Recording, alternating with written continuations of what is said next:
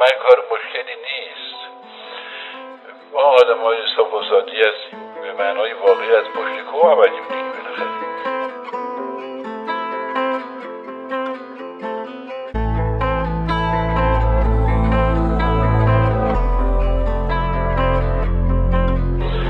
بعضیا بی خود زحمت میکشن که نکته هایی پیدا بکنن و بگن.